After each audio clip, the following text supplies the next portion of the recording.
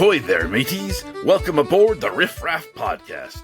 We are the pirates of the Neurospicy waters. Come along with us and hoist the sail. We're navigating life through story and tale. We'll help you embrace the way you're wired, sharing laughs and lessons to get you inspired. If you join us, we will help you see there are a lot of ways to sail the Neurospicy sea.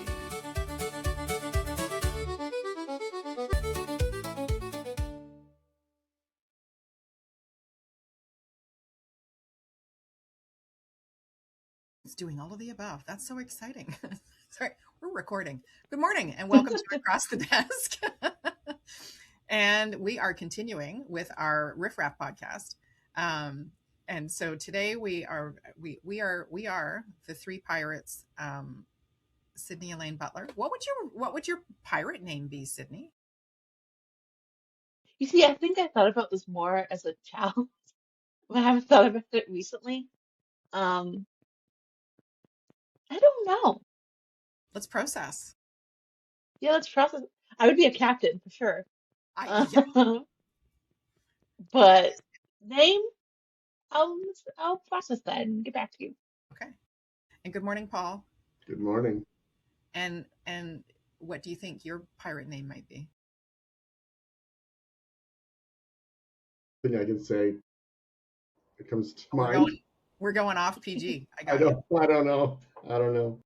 That is fair. I don't either, but I do have a stripper name and I do have an alter ego name that I feel like could translate into a potential pirate name. So I'm going to share that and then we'll see how the conversation goes. We do have an actual topic, folks, but sometimes we go a little offbeat.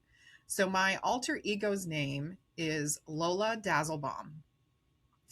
And that is the mean lady that comes out and gives me a hard time sometimes. I've met her. I know. Some folks have. Some folks have. But my goal for that, and it's a tool that we used in Employment Works, was that mean voice that comes out periodically and gives you a hard time and calls you names or says, what were you thinking or whatever. I'm like, but that's not at my core who I am. I have moments. I think we all have moments. I mean, Paul's going to have a moment in a few minutes and Lola might come out to play. So we'll see what happens. We can blame Lola. But that, I feel like that I could pirate that name just a little bit. We'll figure it out. But speaking of identities, what we are coming into today is part 2 of our conversation on what it means to be neurodivergent. And in our last podcast, it was an opportunity for you to meet the team. We are missing a pirate today. And I don't remember Maddie's. I thought Maddie had created like an alternate name situation. No idea. I remember. You'd have to ask them. So they are off hobnobbing in Vancouver with the National Autism Network.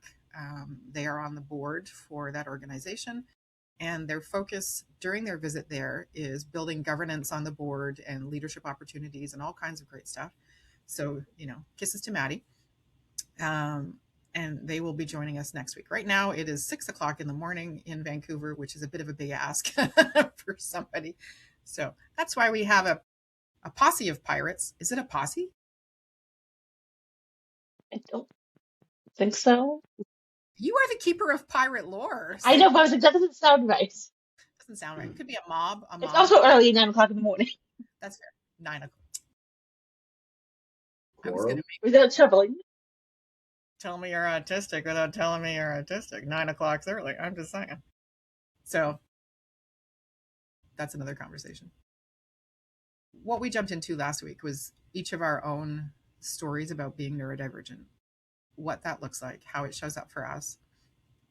And we want to reiterate, probably in every podcast possible, if somebody can remind me, that your experience with being neurodivergent is your experience with being neurodivergent.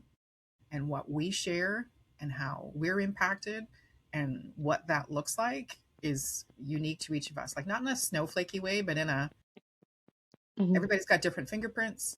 Everybody's got different brains. So whatever we say, I hope it resonates. I hope there's something to be learned out of it, but please don't take it that we are saying that this is everybody's story. There's nodding if you're just listening. The other Nodding, and I, so now I think I have an answer for your. Is it a posse? It's called, I think it's called a crew. Just called a crew, pirate crew. crew, a pirate crew. Okay, that's true. I was like, I think I was overthinking it before. You can overthink on your pirate name, so that's Yes. So we're the crew. We're the Riff Raff crew. And what we talked about last time were the diagnoses that we tend to focus on because we have lived experience for those. I happen to be ADHD. Sydney? Autistic. It was a Are we question. stopping there? There's more, but I'm just gonna leave it there for now, and then we can. Alrighty. What is your Mr. Dress Up? Yes. Woohoo! My daughter got me. Okay, if you're not watching the video, my daughter a couple of years ago, I have a real crush on Mr. Dress Up, Ernie Coombs. And growing up, that show came on, and I don't know what it was. It's his creativity, like whatever it was, but I was watching Mr. Dress Up well into my 20s. If I was ill, you know those days where you're on the sofa and you just can't function? I'm not talking on the regular, but Yeah. you need some comfort. Mr. Dress Up was it. And I happen to live just outside of Toronto, just outside of the main CBC studio for Ontario. And in the CBC studio is Mr. Dress Up's tree. And I can't tell you the number of pictures I have in my albums of me hugging Mr. Dress Up's tree. It's slightly scary. Anyway, so ADHD, autism, Mr. Coleman. ADHD. On paper. Now, I'm giving Paul a winky eyeball because we are moving into today about the positives of late diagnosis, what masking looked like moving up to that. And I have to put Mr. Dress Up down. I got so excited. I kept my mug up. It's giving me. And the interesting process that happens when we start to recognize that perhaps we have more than one set of letters after our name and the impact on us. So, Sydney, do you want to start sharing your story about diagnosis and what that looked like for you in the process? Well, so it was because I was diagnosed young, but then it was kind of like not re-diagnosed, but just like confirming it. And so I was originally diagnosed when I was 6 years old. I had a lot of speech difficulties. I couldn't say my R's properly, walking on my tippy toes, and my parents always tried to advocate on my behalf. But didn't all these different things, and would get those accommodations of going to speech therapy. I had to go to physiotherapy to help with walking on my tippy toes, and they could get tight calf muscles.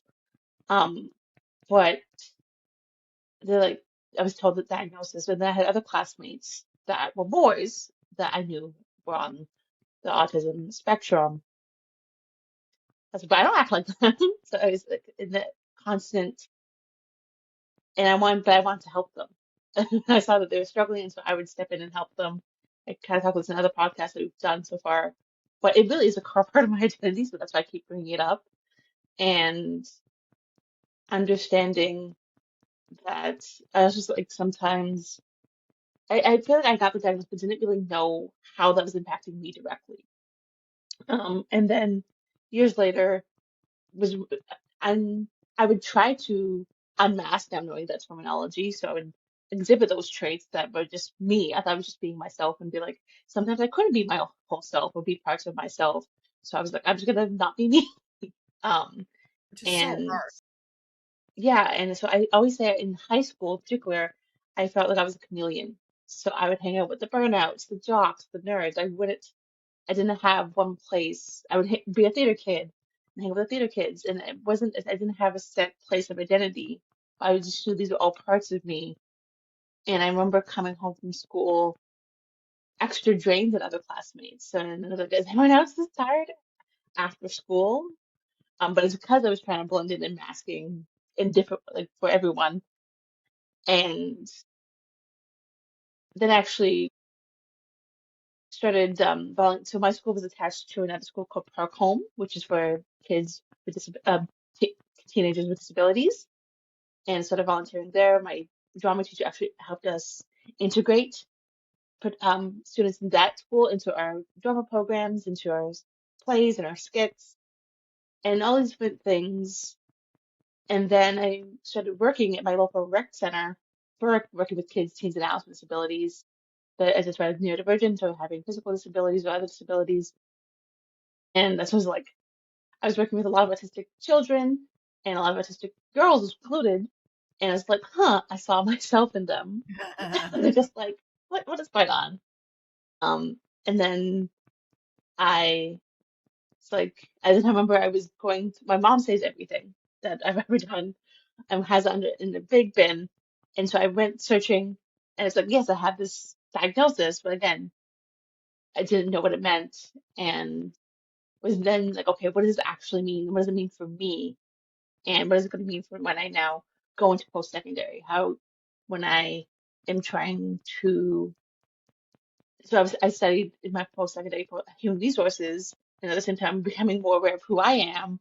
And it was just such a journey of recognizing all the things I've dealt with all my life and really coming to terms with that and what support could I actually need to thrive in this world that's not always accommodating for me. And I'm so used to accommodating others. And that's a huge, thank you. That was amazing. And it's a huge distinction when you start to realize that the way you show up in the world doesn't need an apology. Mm-hmm. And why things are challenging. So I was similar in high school, or I mean, my mom would disagree. I was a huge social butterfly in Mm-hmm. public school and high school. So always flitting around. We'd go on vacation. I'd make new friends in a second. Like that's never been a challenge. But the long-term maintenance of some of those relationships, because now I have friends going back 45 years and longer, right? So don't get me wrong. I'm good on the friend side. However, either my high energy level Mm-hmm. or my lack of filter or, something would become too much for people. Totally fair. Or my tolerance for bullshit would show up, or my intolerance for bullshit. And Mm-hmm. I do not have the ability, never have, never will, have no desire to be okay with certain behaviors. The challenge in ADH land is that it shows up on my face like super fast. So if I think you're not a pleasant word, or somehow there's, something. So if you can't see the video right now, everybody Is in agreement. is in agreement. And Paul's trying very hard not to do a full smile because, they want to be supportive. But yeah, it shows up on my face instantly. If I think you're an idiot or I think you've said something that requires some thought or like whatever that is, or if I'm really pissed off, right here. Yep. And that's been a huge issue. And I always thought it was something that was wrong with me versus a reflection of what was going on in my life at the time. Because I think anybody's ability to navigate is impacted by how many spoons they've got to show up with. Right. And not even masking necessarily, but just sometimes it's not okay to let F off show off on your face. It's just not polite. So, Paul, what would you say around masking and recognizing and all that good stuff? So in my career, I've done a lot of public speaking. I've done a lot of training. Like that's a lot of what I do. And I always thought everybody was exhausted after being in social situations that are, People are hard. Being around people. I thought everybody would go home and be exhausted from that. And if I have a public speaking event or I'm doing some training, I need downtime after that because it drains me because of uh, what I've come to learn is the masking that I'm doing while I'm there. But one of the biggest things about adult diagnosis or late realization, whatever, however you want to put it, Late recognition. yeah, it's just I like myself more.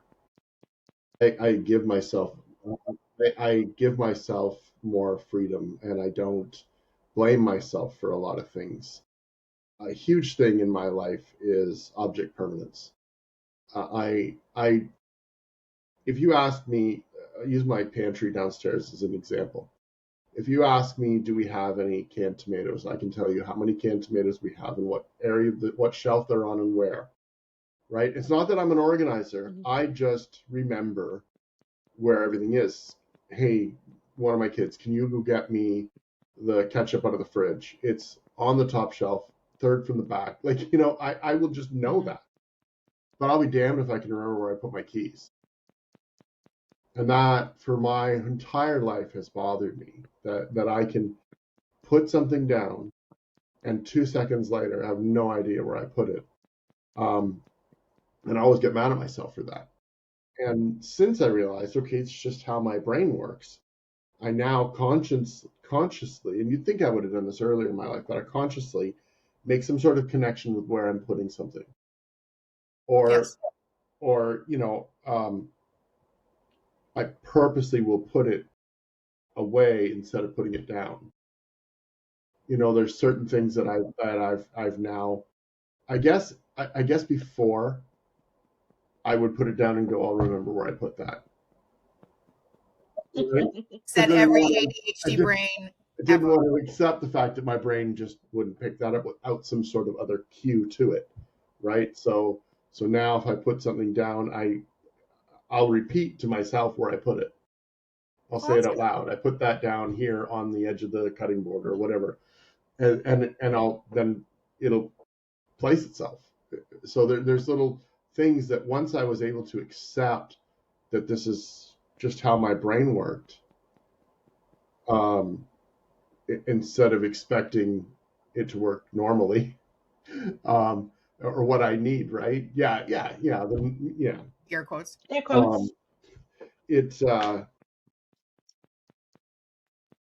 frees up energy. It became an acceptance, and then the tools start working because I'm willing to use them now because for whatever reason I now believe it.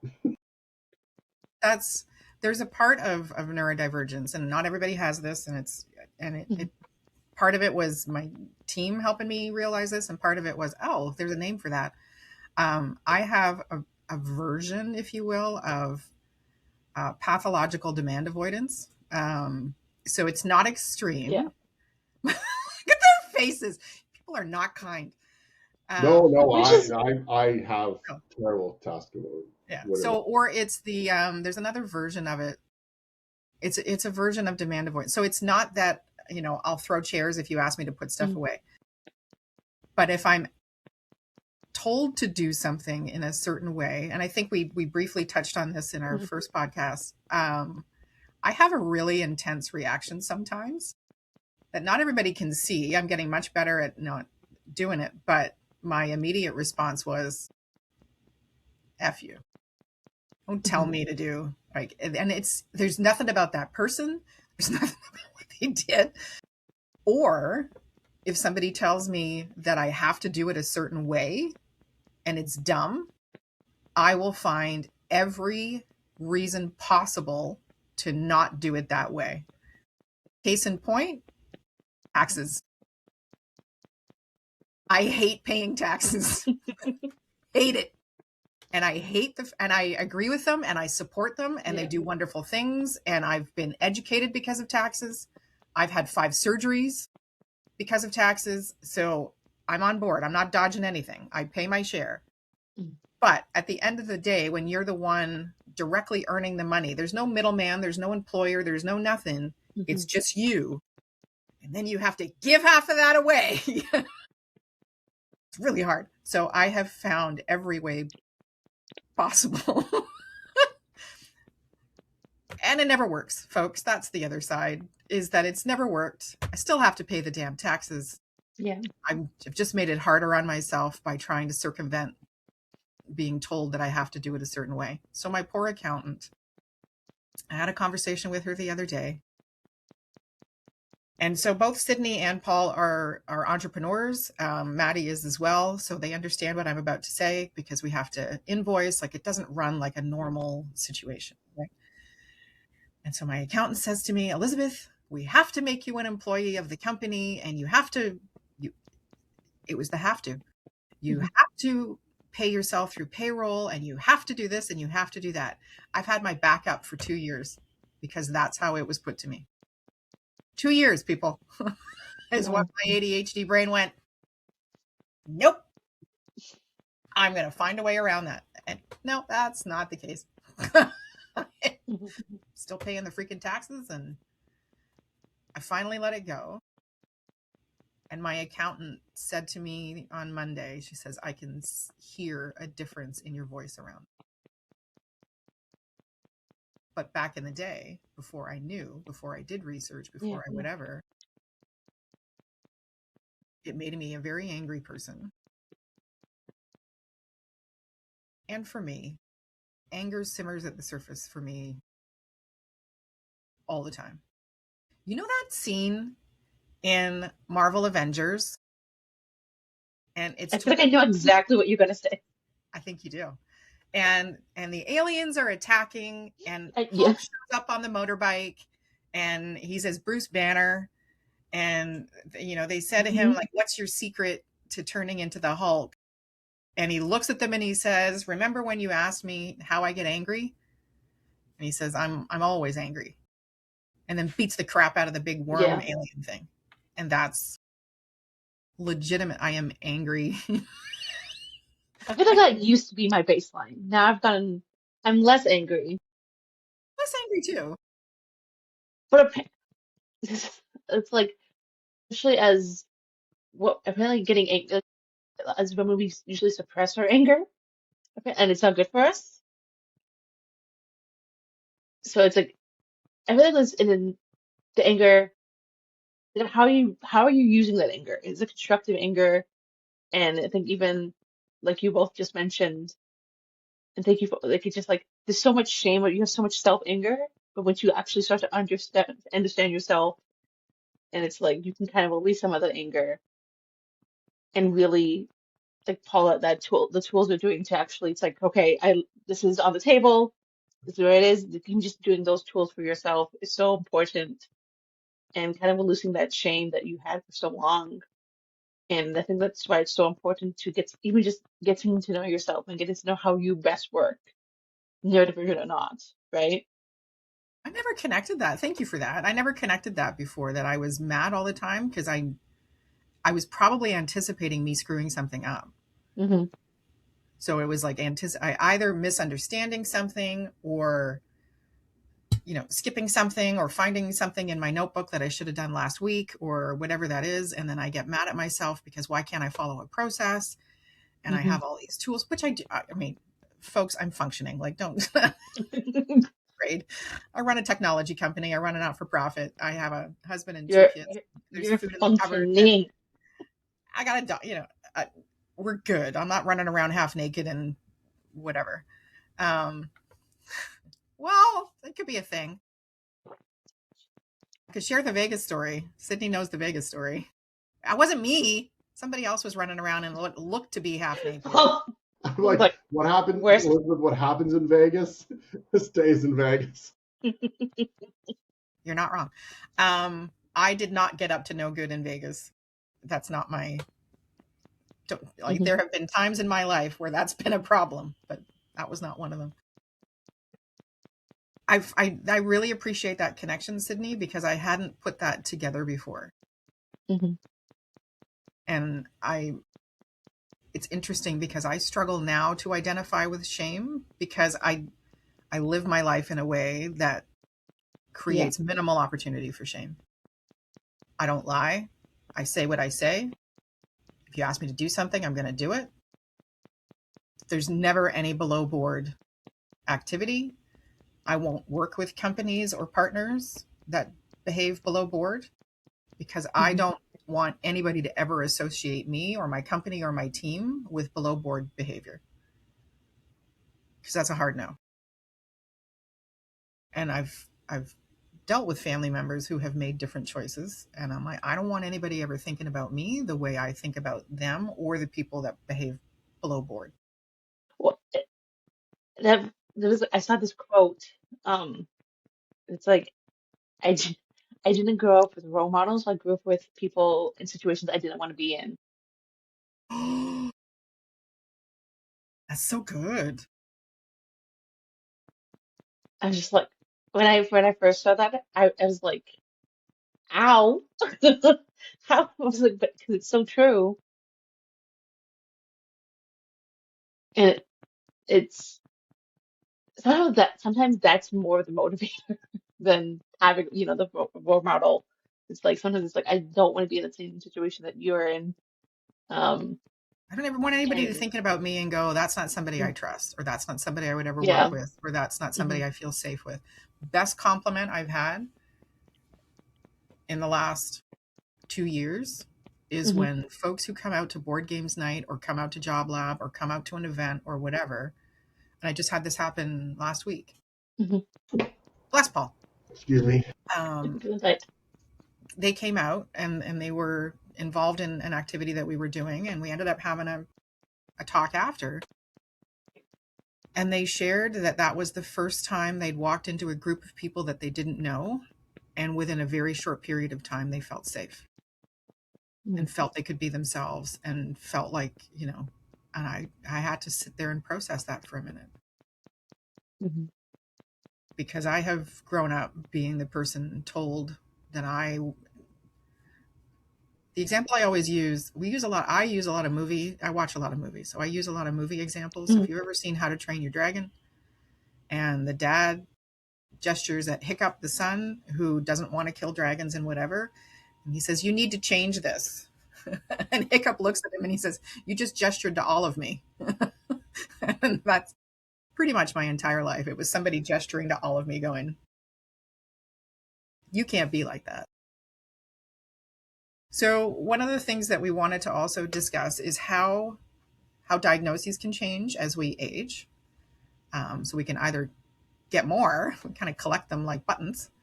I was going to say like Pokemon. Or probably pick your favorite, whatever. Float your boat. If you want to think of them as Pokemon, that's okay too. Because diagnoses can change, right? What's Paul? Paul's having a giggle. I got emotional dysregulation thesaurus. We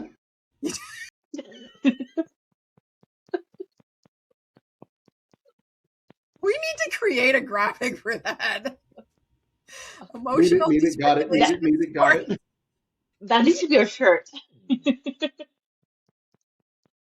I went to the doctor's office and all I got was, oh my god! Saurus? What's the other endings for dinosaurs? Like we could do that. Or Pokemon, I don't know. I don't know. So I consistently lose my neurodivergent card because somebody will mention some kind of whatever, and I'm like, I have no fucking clue what that is. I know Pokemon. I know Pikachu because I bought Jason, who's a member of our team, a Pikachu hat because they were collecting Pokemon for a while. Beyond that, I have my favorite Pokemon back there. Yeah, see? No clue. You can't see it right now. I mean, I think everybody knows Pikachu, but I know Snorlax because I feel like it's my spirit animal. Snorlax? Snorlax. That makes so much. I could see that, Paul. I could see that. It was just like, who are you talking to? I have no context. I have no clue. By the way, we do drop the odd F-bomb, and right now we're dropping because I have no freaking clue. Snorlax? The royal we there. Shut up. You're not wrong. According to sources that are credible, wearing shows that you are honest and trustworthy and have a high intellect. I'm not sure Who came up with that? I feel like it was somebody who needed an excuse to swear a lot, but there actually have been studies done because individuals who, I am not endorsing, flagrant cussing, well placed, hey now, well placed. And I also will warn the team ahead of time if we're going into a meeting that it's going to be a lot of F's because something has happened, and that's just the way I express myself. But yeah, I think that's what I tell myself, is that it's a sign that I'm smart. It's not. So as we've aged and gotten to a certain, what did I call it? A level in life, but it had to do with gaming. Experience? No. It was a gaming reference. Like I'm at level 55 in life, for an example, right? Because that's where I'm at. It's a game. That's as close as I can get to gaming. I don't know anything about gaming. I play Wordle. I don't know if that earns me points, but I play Wordle. I had to help my dad with Wordle.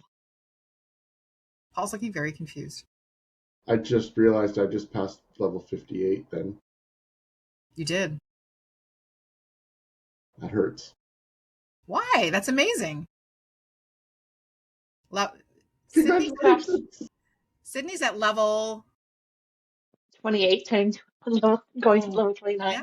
Maddie just trade you. No. God, no. Okay, so no. So Maddie just reached level 50, which they've been public about. So I am so much more comfortable in my skin now. I am so much more comfortable with who I am. I am so much more available to help others and not be judgy and whatever else, because I've been through it. Yeah. Know what it's like to be judged and dismissed. I know what it's like to have people make assumptions. I know what it's like to people.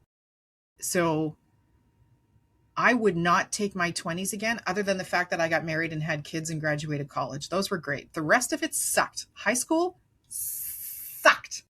The level of suckage in high school was, I did not understand it.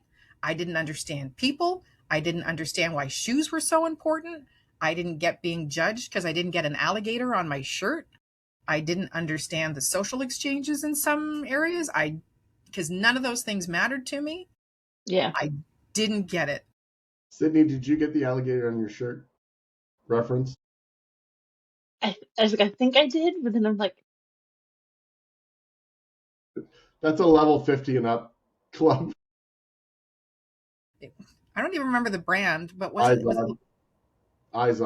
Izod? I thought it was Lacoste. Izod's the alligator. I don't know. People get. I thought Lacoste. Lacoste is. Wait. We're having a rabbit moment here, folks. Hang on. Sorry. I gotta look it up later. Okay. So the alligator reference is back in the day.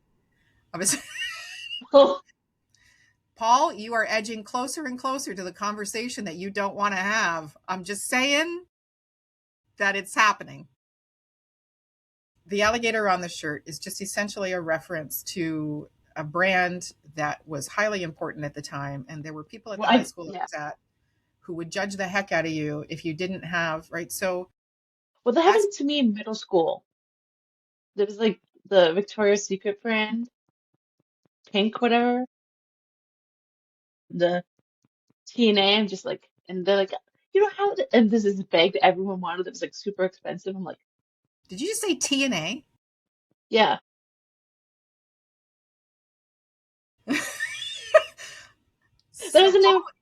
Paul and I are of a vintage where TNA stands for tits and ass. No, but everyone made that joke too. Okay. With that bag.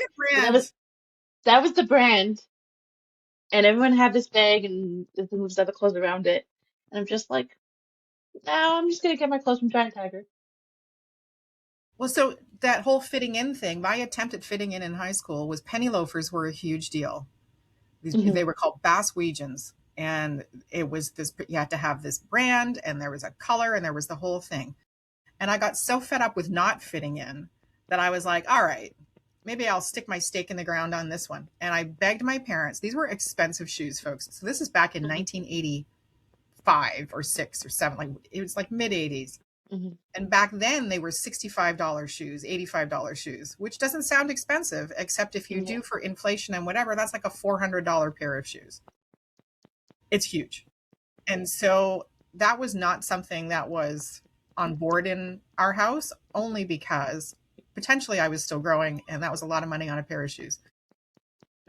I managed to negotiate with my parents. I paid half, they paid the other half.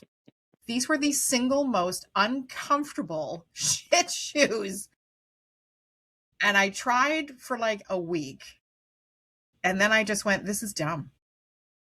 This is so, like, why are people walking around in these massively uncomfortable shoes just so people will like them? And I never wore them again.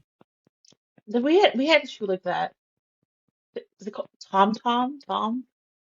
The Toms is still a thing, but they are also very uncomfortable. But that's that was a huge equivalent. So it's like, no. But how many people, neurodivergent or otherwise, use that as a form of masking, that's a way to fit in or find connection or whatever, and live in misery with either tags in the back of their shirts or like whatever your sensory issue might be, or wear the uncomfortable shoes. Folks, that's what masking is wearing uncomfortable shoes that you know are uncomfortable, but you need to fit in. And so you will put up with the blisters so that other folks will get along with you. And we're trying to encourage you to put on some fluffy moccasins. Because life's too short for uncomfortable shoes. Just wear the Dr. Scholl's. Or the Hush Puppies, depending on your age. Like, whatever. You know, I love Vans. Like, whatever floats your boat. But masking comes down to, like, what would you say, Sydney, is a couple of the top things that you might have chosen to mask, or how did you mask them?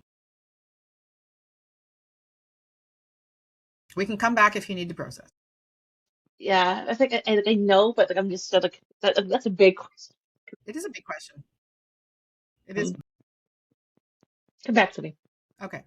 Thank you. So, Paul, you kindly shared a story this morning that I would say The evil laugh.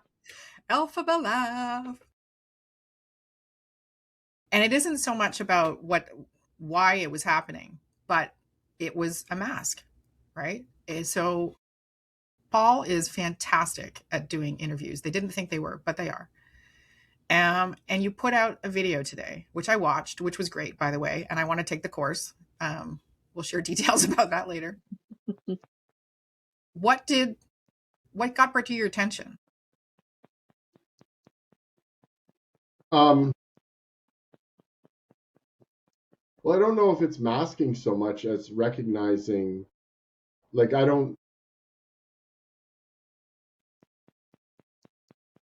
okay, so I noticed in the video that even though it's a camera, I break eye contact all the time. Like, I cannot stare in the lens.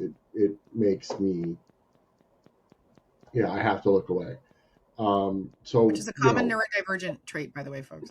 Yeah, and I can't tell how much I do that when I'm talking to somebody. But when the camera replaces somebody's eyes and now I can go back and rewatch it, you realize how much you do, like some of the things that you do that are just normal to you, right? So I don't know if I call that mask. I guess I would be masking if I was forcing myself. But you do on a regular, right? That's my point. I guess, that would be something, I guess.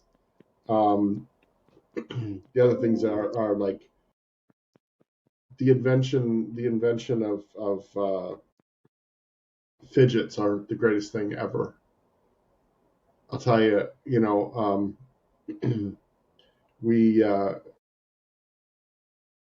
Elizabeth pointed out, the fact that I was clicking a pen or clicking, my first fidget was very, very loud. I've got a new one that's a pen top. You can fidget the shit out of that. You ever bring that stupid pocket clicky thing again, Lola's going to come out to play. And that's where I think I first met Lola.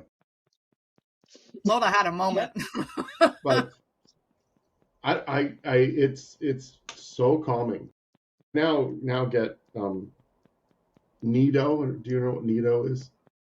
So I get Nido as a regular gift from my kids for Christmas and birthdays and stuff. Thinking Hard to putty. buy for, I guess. But now I'm gaining a collection of Nido. Yeah, Nice. Yeah, I have thinking putty. it's amazing though how much I can focus in a meeting though when I have a fidget of some sort. That the click really helps me, but I have to, And this is What where hurts we others? accommodate Lola, because Lola will come out to play. Lola can't handle it. So my thing, I am 100%. We have actually for Employment Works, I put together a bin of a variety of fidgets. I have another one. It's not on my desk right now. It's a Hulk head where you squish it and the eyes pop out. And what I tried to do in the bin, and Sydney and I went shopping, and because I appreciated their lens, because I don't traditionally use fidgets. Like I get them. This is a little fidget. What the heck is this? It's like a ferret that my daughter got for me. That's cute. Paul, by the way, does 3D printing. So if you're interested, so it has texture. It has a whole bunch of stuff. It's been hanging on my office wall. But I do recognize that there are times, especially if I'm struggling to focus, that I need something. So we had a giant bin. It had soft stuff. It had what was the cube thing, Sydney? Is that Nido? Yeah, that was Nido. Was that the cube? Yeah. they come in many different shapes, but they're squishy. Yeah. Yeah. So it was the cube. It was some flashy things, which we had to put away because that caused issues for Maddie. So we had to hide the flashy thing. And then what else? We had a couple poppets, the thinking putty that you have. Yep. Oh, and I have, so this is a keychain, and one side has just smooth pattern and the other side we made bumpy. And I'm totally on board as long as it doesn't make noise. I was at a conference. Go ahead. Sorry, it's funny. I say that when fidgets were invented, before that, how many people do you know that rattle their key change in their pocket? Especially some men. Rattle or click pens. Oh my gosh, I've broken more pens in my life. Good one. But That's a good one. it's almost a mean thing that certain noises can set us off, yet certain noises can like created by ourselves, like rattling change in your pocket, can be soothing, but not to the person next to you who wants to is ready to take your head off and rattling your key change. My dad used to do one, now that I reflect, and I would see and he would do this. And I find myself, like if I'm driving, I'm always tapping on the steering wheel, or I do certain hand motions and then I catch myself and I can see my dad's hands. Now, for context, my dad died when I was 20, so I haven't seen his hands in 35 years. But when he was in a conversation, and especially if it was getting whatever, I remember this, like, so this is, if you can't see, this is my fingers slapping onto each other. I think it's thinking about that as we develop and learn more about how we show up in the world. It's what do we need? Does our support supersede creating discomfort in others, right? So we need to be flexible around what that looks like. And I have since sent Paul multiple 3D printing options that are not click because I get it and I support it, but we also need to be aware of what's going on around us. So would you say that that's changed as you've gotten to know how you show up neurodivergently, like what support you need or what tools work for you or what have you? And anybody can answer. And has asking for help made a difference? I think so. And I think understanding that, I think also just understanding that even like how sometimes it could look different day to day. And I think you, Yeah, that's important. um, like different, like if I ate enough, sleep, all these different factors. And because like I remember one day I went to Employment Works and I said to Elizabeth, I'm like, I'm a little more fidgety than normal. I'm a I'm little more having, what? I'm a little, remember I was like a little bit more fidgety, like I need to move around more. Um, You were a so bit that, bouncy. yeah. I just nodded and went, all right. And then Elizabeth's like, what do you need? And I'm like, I mean, I have to leave the room a couple more times, go like pace the hallway, my fidget toys around display. And it's just, again, having that, being able to actually feel safe enough to articulate that to someone and to also, I think it's feeling safe with the other person, but also feeling safe within yourself, That's huge. which is so hard. And it's an everyday, it's not a decision, but it's like, It is. That's a really good word. yeah, I think, yeah, like every day you make the choice to, like when I'm like, I have to fidget more today, I'm playing with my fidget toy right now. And it's just, I think knowing yourself and being committed to knowing yourself. Well, that's huge. And so that's what I think I've really learned last year going into this year is what does that actually look like for me and what do I need on a day-to-day basis and how can I think I can shout out my partner real quick because he's really helping me with that. I sometimes get frustrated at myself for not doing some things or acting a certain way. And he's like, you're neurodivergent. You're going to act neurodivergent. You're going to be neurodivergent. And when he said that, I was like, I kind of knew that before, but to have someone else say it that's outside of myself, but also so close to me, was just like, huh. Like, and again, we want others to give us grace and to, but we have to give that to ourselves as well. 100%. And yeah, that's all I have to say about that. But just, That leads us. So this morning when Paul shared his story, mhm, part of that was Paul has an incredible wife, Colleen, and she's I think she's the biscuit um, because she's incredibly supportive, but she is constructively direct. When you struggle with subtleties, and ADHD and autism share this trait, mhm. I struggle with subtleties. Telling me that somebody used to tell me, "Oh, I need to take a nap," and I'm like, "Oh, so go take a nap." I was supposed to understand that that meant something entirely different. And I'm like, okay, don't. That's not what you said. Yeah. If you need to take a nap, take a nap. If it means something else, tell me what it means because I am not going to figure out that take a nap means something else. I'm not that bright. Like, just don't do that. So, Paul, what would you say around like support and how that's changed or grown or grace or whatever you would like to? Um, Because you've been great about asking questions and you've been great about asking for help. And I've been really impressed with how you've kind of dived into using what we do to figure out Paul. it's a bit of a radical acceptance for me, and it's a bit of a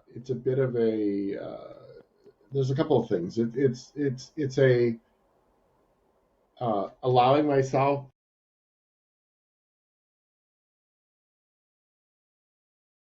to do those things like that I need, but it's also uh, learning how to change the things or learn the tools to deal with the things that negatively affect myself and the people around me. So, for instance, fidget thing. Um, Instead of uh, the things like I will clench one side of my jaw, then the other, then the other, then the other, then the other, and I go back and forth, and I do it all the time. I just thought that was kind of a normal thing for people that they do that, or I drum my fingers, and I have all these different patterns that I do. It's not abnormal. It's not typical. Right. Okay. Yeah. I see. I'm still learning my terminology and what's acceptable to say. It's not acceptable. It's just kinder. Sorry. We've only got 3 minutes left. I can't change your whole thing right now. So allowing myself to use fidgets because they help me regulate certain things or focus and things like that. But then I jokingly said I've got emotional dysregulation Asaurus card, right? Those are the things that, okay, I can't just fly off the handle when things don't go my way, when plans change and I didn't want them to change. And so I'm going to go, rage clean or throw some things around and make everybody else's life miserable. No, that's something that I need to work on. That's something that my neurodivergence is definitely a crutch for me. Like that's something that can negatively affect my life and the life of those around me. So those are tools that I need to learn some tools to not just to not accept that behavior, but learn how to work on that behavior, because that's not healthy. But a fidget or something like that is helpful, right? Because of the way my brain works. So there's a lot. I think that's where I've really been working on lately, is trying to figure out, okay, what things are healthy and what things are not healthy that I really need to focus on. I love that focus. So the reason I jumped in there is because when we use abnormal versus normal and whatever, it starts to become a bit of shaming language. And society, unfortunately, has taught us to use those words.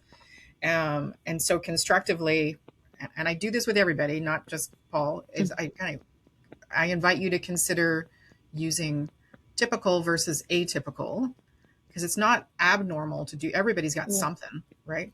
I am similarly tempered, so I have worked really hard on asking myself, is this the hill I want to die on? Is it really that important? Because somebody who is incredibly impatient, grew up very judgmental, has challenges around filtering and whatever, married somebody who is profoundly dyslexic, and I place a huge amount of importance on people's ability to read and process and how they show up and whatever. And I made it an issue when it didn't need to be an issue. And I needed to learn that my desire to be right or my desire to be whatever never supersedes somebody else's right to live their life how they need to. So we'll wrap up with that, because one of the things we're going to be discussing in future podcasts is around personal accountability and responsibility. That discovering that you're neurodivergent is not an excuse to be an a-hole.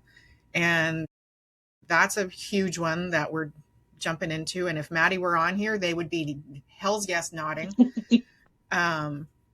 Discovering you're neurodivergent is a reason to give yourself grace. It is a reason to incorporate kindness into your day. It is a reason to grow in understanding and support. It is never an excuse to be a turd burglar.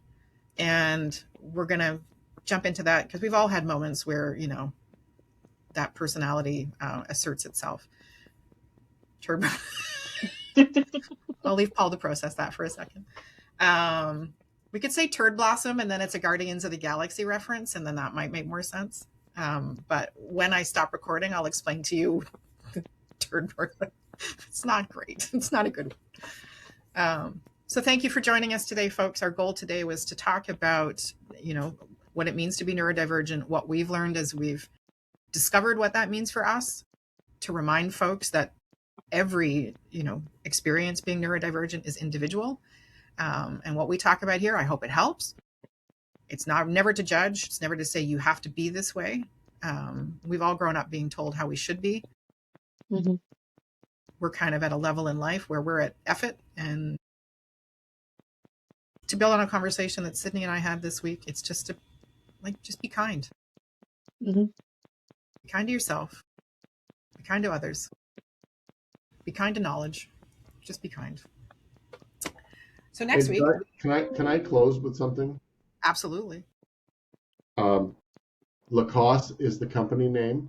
I knew you were. I thought it's the line of clothing that had the alligator on it. You know you're outing yourself. So I was right. All I'm saying, Mr. Coleman, is that you just outed yourself and I didn't have to do anything. And if you know, you know. Mic drop. Hey, thank you for joining the Riff Raff, folks. We are your team of pirates that are here to traverse the seas of neurodivergence and hopefully drop some knowledge bombs and some F-bombs and some kindness bombs. And we will talk to you soon. I'm going to say goodbye, everybody. Bye. Bye.